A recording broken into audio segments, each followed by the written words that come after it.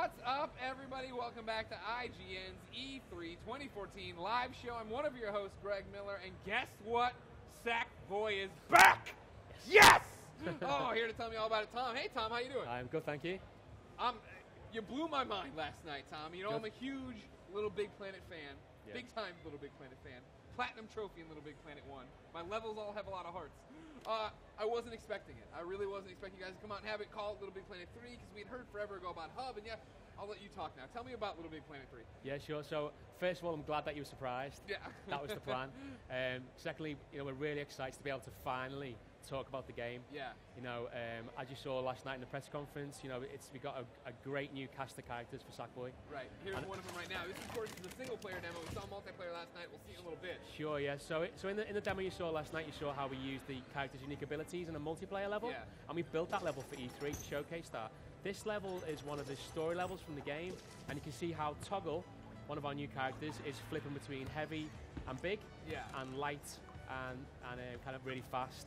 And that's really great because in terms of gameplay, it opens up lots of possibilities in play, but it also gives our creator community, expanded possibilities to be able to create their own levels, either using what we use, default, or they can completely customize the characters as well to further enhance those abilities.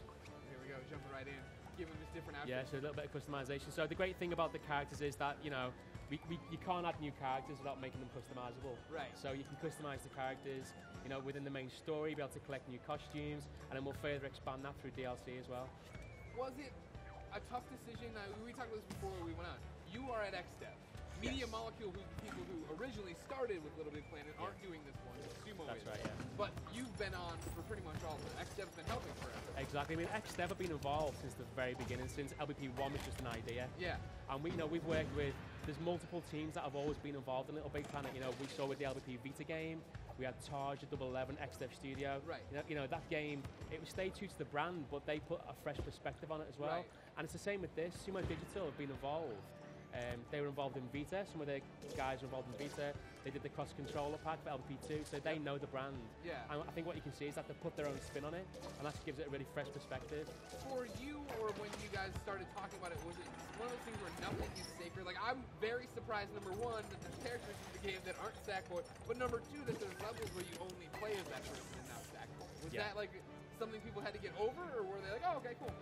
I think kind of in the beginning it was kind of, if you think back to the previous games, we've always expanded the possibilities, but they've always been based around Sackboy. Yeah. And you see some of the creator community, they'll make levels that don't even feature Sackboy at all. Yeah. And we wanted just to kind of like, as well as giving Sackboy some new abilities, just to give people, something different to play.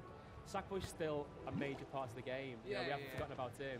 And what you'll see in the main adventure as well is that we've given Sackboy, he can now climb, we've given him some new power-ups. And in terms of creative possibilities, the community can now even create their own power-ups. So it's just kind of like, wow, you can just do so much more than you could ever do before. Sure.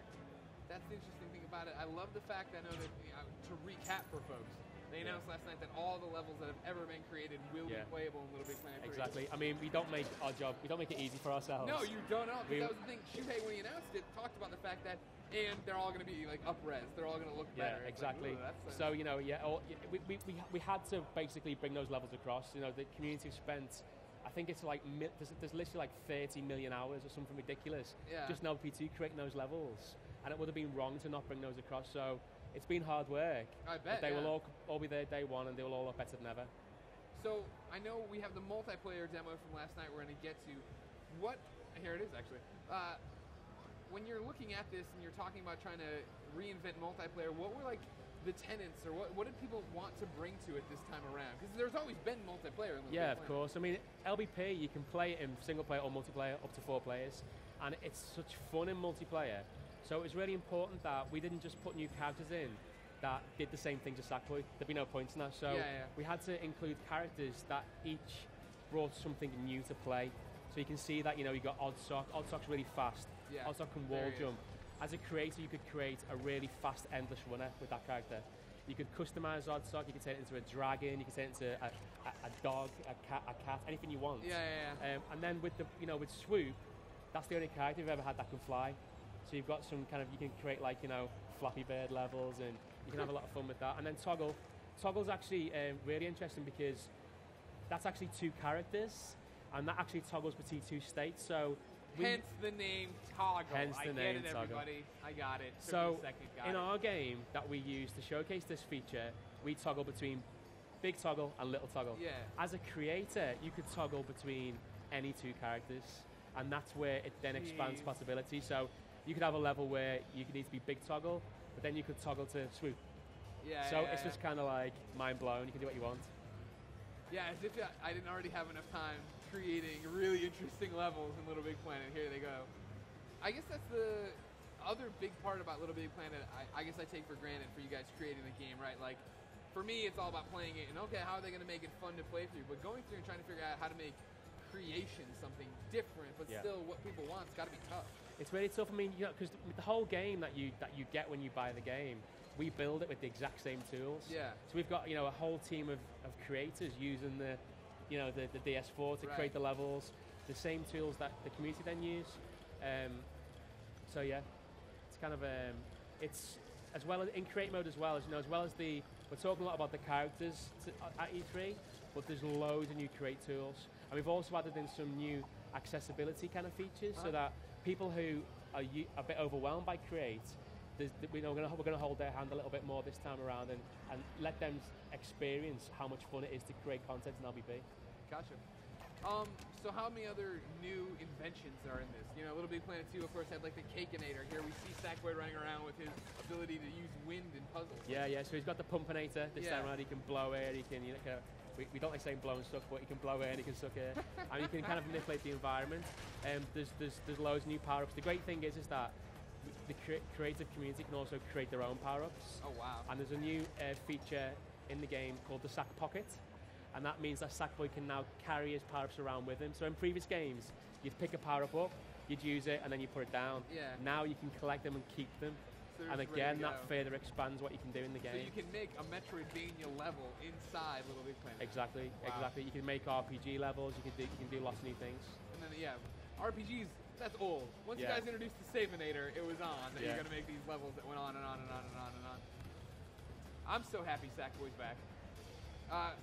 Is it interesting to you, when you guys started LittleBigPlanet, did you think that it was going to become what it's become? Like, Sackboy's like really the face. Like, you know, everybody's always like, oh, the character mascot's dead, but Sackboy's still that guy, right? For PlayStation. Yeah, I think even in between LittleBigPlanet game releases, Sackboy is always there. Kind of, you know, he's like a Sony mascot. Yeah. And that's great. Yeah. But I think in the beginning, we knew it was a special game, and we knew that, you know, the original team were a very special team. But I don't think anyone realised how successful it would be. But it's just continued, you know, DLC and community. It's still as active, you know, as it was like a year ago. The community, it's so great.